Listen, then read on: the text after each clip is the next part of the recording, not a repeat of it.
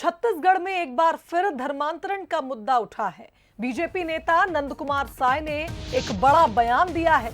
छत्तीसगढ़ में अंतर्राष्ट्रीय साजिश हो रही है, हर वर्ग लगातार धर्मांतरण कर रहा है। ये बात बीजेपी नेता नंद कुमार साय ने कही। बता दें, धमतरी के पास कई गांव के लोगों ने धर्मांतरण किया है। ये दावा भी नंद कुमार साय ने किया है।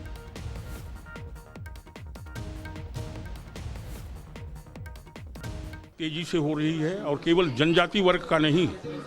मुझे सूचना मिली है कि धमतरी के बगल में 58 गांव के साहू लोग ईसाई हो गए।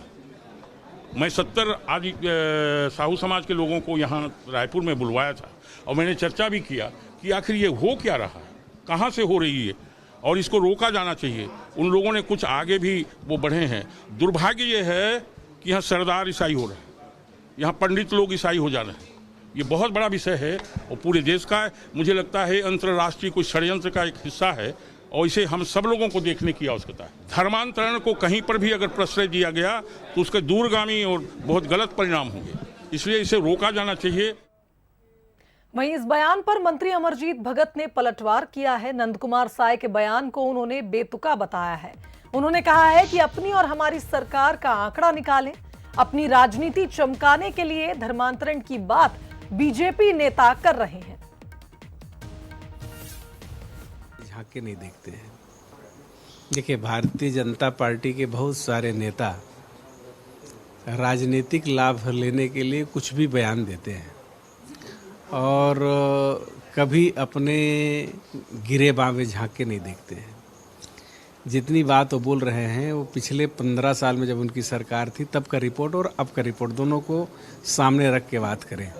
केवल हवाई बात करना और सुर्खी बटोरने के लिए बात करना ये कदापि उचित नहीं है। चलिए, इस खबर पर हमारे साथ संवाददाता कुलेश्वर लाइव जुड़ गए, उनका रुख कर लेते हैं। कुलेश्वर, नंद कुमार साय ने एक बड़ी बात कही है। एक बार फिर धर्मांतरण का मुद्दा छिड़ा है छत्तीसगढ़ में। कहीं ना कहीं कांग्रेस का कहना है कि अपनी राजनीति चमकाने के लिए या सुर्खियों में आने के लिए बीजेपी नेता ने धर्मांतरण का मुद्दा उठाया है।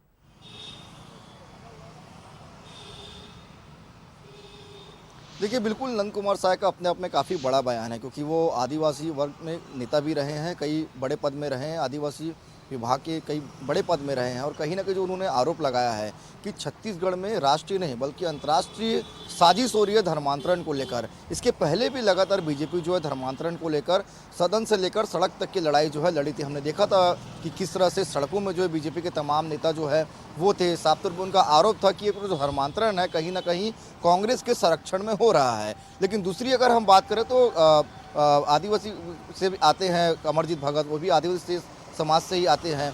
उनका साफ तौर पर कहना है कि बीजेपी का ये बयान जो है बेतुका बयान है। कांग्रेस के आंकड़े और अपने कार्यकाल के आंकड़े को निकाल कर देख ले, अंतर जो है उनको स्पष्ट हो जाएगा कि किनके कार्यकाल में धर्मांतरण होते थे।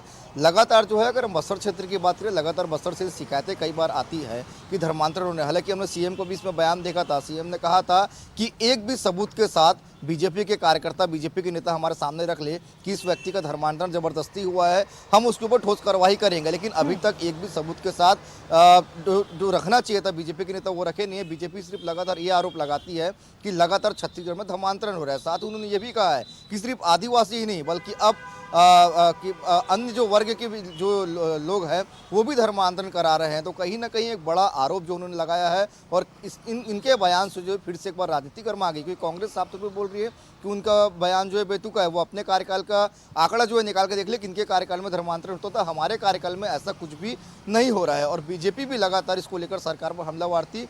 कहीं ना कहीं जो एक बार फिर से वो बयान दिए हैं, फिर से धर्मांतरण का मामला जो है छत्तीसगढ़ में गर्मा गया है। बिल्कुल कुलेश्वर, देखना होगा कि अब इस मामले में और क्या कुछ प्रतिक्रियाएं सामने आती हैं। फिलहाल धन्यवाद आपका तमाम बातचीत के लिए। तो छत्तीसगढ़ में एक बार फिर धर्मांतरण का मुद्दा उठाया है बीजेपी नेता नंद कुमार साय ने। उनका कहना है कि हर वर्ग लगातार धर्मांतरण कर रहा है। वहीं कांग्रेस ने भी पलटवार किया है, जिसमें मंत्री अमरजीत भगत ने कहा कि अपनी और हमारी सरकार का आंकड़ा निकालें, उसके बाद बात करें।